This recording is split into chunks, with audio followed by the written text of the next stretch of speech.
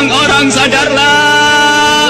Dan setelah kita sampai di kubur, orang-orang ternyata sudah menyiapkan kita liang lahat. Di situ telah digalikan oleh orang-orang buat kita.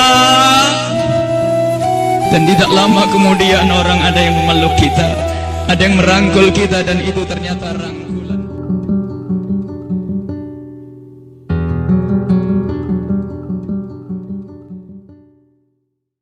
Dikirim ke satu tempat. Kita harus dibawa ke satu tempat, jangan dibayangkan orang lain. Anda yang dibawa, Anda yang dimandikan oleh orang-orang, Anda yang dikafani oleh orang-orang, dan saat itu pun Anda diangkat di atas kepala orang-orang. Jangan berbangga Anda tidak jadi kemanten saat itu. Anda akan dibawa ke alam barzah, Anda akan dikirim ke kubur. Sadarlah saat itu Anda di atas kepala manusia, dan hanya Anda mendengar suara yang indah jika Anda ahli iman. Orang yang bersama kita mengucapkan kalimat indah, La ilaha illallah, La ilaha illallah, La ilaha illallah, La ilaha illallah, La ilaha illallah. Ketahuilah, jika ahli iman yang dibawa di atas kepala manusia mendengar la ilaha illallah, terhibur hatinya dan alangkah bahagianya. Akan tetapi jika dia bukan ahli iman, dia akan menyesal, kenapa aku tidak bisa mengucapkan la ilaha illallah di hatiku. Dia akan dikirim ke alam barzah, Anda, kami akan dikirim ke kubur. Dan kita pun dibawa oleh orang-orang sadarlah. Dan setelah kita sampai di kubur, orang-orang ternyata sudah menyiapkan kita liang lahat. Di situ telah digalikan oleh orang-orang buat kita. Dan tidak lama kemudian orang ada yang memeluk kita, ada yang merangkul kita, dan itu ternyata rangkulan untuk melepaskan kita di kubur. Kita akan dibawa, dimasukkan ke kubur dengan pelan. Dan dimasukkan ke kubur dengan pelan. Mana kasur empuk yang pernah kita bangga-banggakan? Mana mobil mewah yang kita bangga-banggakan? Mana rumah megah yang kita bangga-banggakan itu? Jika ada yang berpesan kepada anak istrinya, tolong bawakan aku bantal yang empuk, tidak akan dibawakan, karena itu bukan milik Anda lagi. Anda tidak berhak lagi memiliki itu semua. Dan yang akan Anda bawa justru yang pernah Anda berikan di saat Anda hidup, bukan yang Anda simpan. Anda akan masuk liang lahat. Sadarilah ini, Anda akan masuk liang lahat. Dan wajah yang di saat Anda dicaci orang marah, di saat Anda diejek orang marah karena Anda merasa dihinakan, ketahuilah wajah yang Anda sombongkan saat itu ternyata harus ditarik kainnya dan ditempelkan ke bumi, tanah asal kita, ditempelkan kita ke bumi. Dan setelah itu pelan ada orang yang menabur di atas kepala kita dengan debu, 1 kali, 2 kali, 3 kali. Dan setelah kita 3 kali bukan taburan, tapi akan ditumpahkan air tanah di atas kepala kita, ditumpahkan tanah dan ditumpahkan tanah, sehingga yang kita ketemukan adalah gelap gulita di alam kubur. Seperti yang disabdakan oleh Nabi Muhammad, sungguh saat itu orang di dalam kubur bisa mendengar terompah kaki orang yang berjalan di atas kepalanya. Dan saat itu pun Anda, kami mendengar orang-orang berjalan. Anda dan kami mendengar orang yang melangkah semakin lama semakin jauh. Dan ternyata hanya tinggal beberapa orang, itu anak-anak kita, itu istri kita, itu suami kita. Dan mereka pun ternyata tidak mau bertahan lebih dari setengah jam. Setelah itu pun mereka melangkahkan kaki, dan suara kaki itu semakin jauh. Dan ketahuilah, saat inilah kita memetik amal perbuatan kita di dunia. Saat inilah kita akan merasakan apa yang pernah kita tanam waktu kita hidup di dunia. Anda ahli salat, Anda ahli ibadah, ketahuilah sebelum kedatangan malaikat mungkar nakir, ternyata Anda banyak yang menziarahi Anda, banyak yang datang. Ada yang mengucapkan salam, Assalamualaikum. Anda menjawab, Waalaikumsalam, siapa engkau? Suara itu menjawab, aku adalah sholat malammu dulu. Ada lagi yang datang datang mengucapkan salam, Assalamualaikum. Lalu Anda menjawab, Waalaikumsalam. Siapa engkau? Aku adalah sedekahmu dulu. Assalamualaikum. Lalu Anda menjawab, Waalaikumsalam. Siapa engkau? Dia menjawab bahwasanya aku adalah kemaksiatan yang pernah engkau tinggal. Aku adalah baktimu kepada orang tuamu. Aku amal-amal soleh ternyata pada berdatangan. Amal-amal soleh berdatangan menemani Anda, bersama Anda saat itu. Dan ketahuilah, Anda tidak akan gentar dan tidak akan takut di saat berhadapan dengan makhluk Allah yang bernama malaikat Munkar dan Nakir.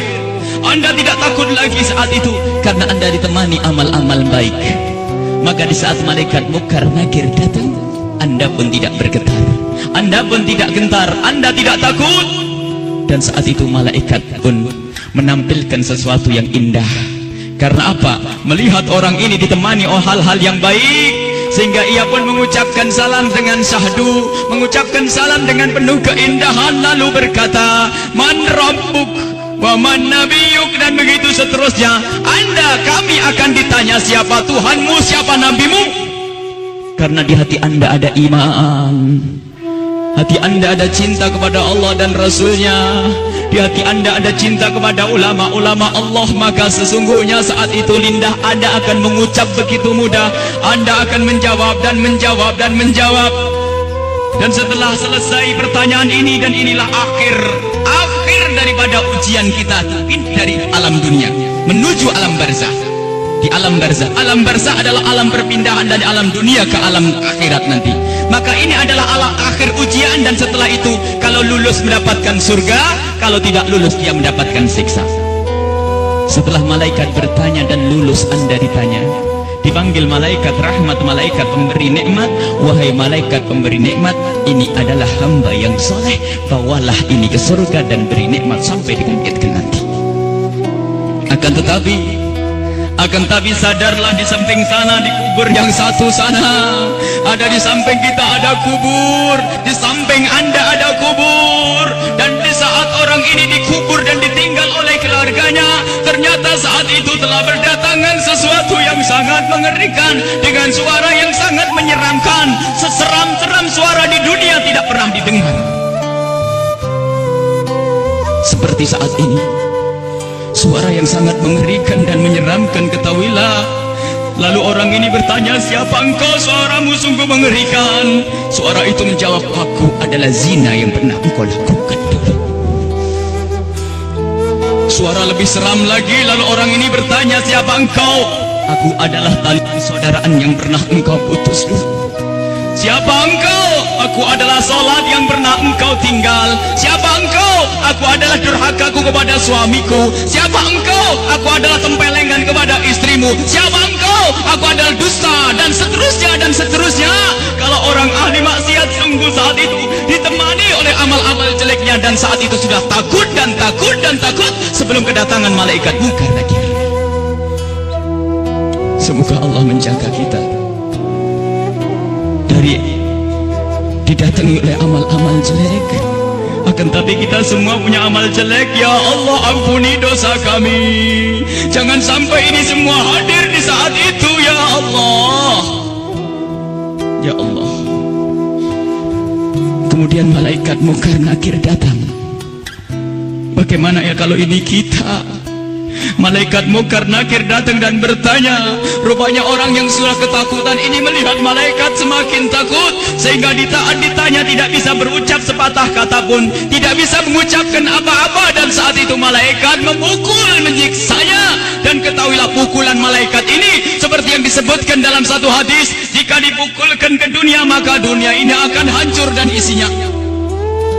Dipukulkan kepada kita kalau kita ahli maksiat, dipukulkan kepada siapapun yang ahli maksiat. Dan saat itu setelah selesai diuji dan ditanya, maka malaikat ini berkata kepada malaikat penyiksa, wahai malaikat pemberi siksa, ini hamba Allah yang bermaksiat, siksalah dia hingga nanti dibangkitkan. Ini yang harus senantiasa kita hadirkan. Kenapa Rasulullah pernah memerintahkan, aktsiru min dzikri hadzimil ladzat, sering banyaklah menyebut kematian agar kita sadar bahwasanya kita juga akan mati, lalu mempersiapkan kematian ini. Al-kayyisu man dana nafsahu lima ba'dal maut. Orang cerdas itu yang mempersiapkan untuk kehidupan setelah mati. Seorang sahabat bertanya kepada Nabi Muhammad, "Ya Rasulullah, ayyun nasi akyas, orang apa yang paling cerdas ya Rasulullah?" Dijawab, "Aktsaruhum lil mauti dzikra." Yang paling sering menyebut kematian, yang paling sering mengingat kematian.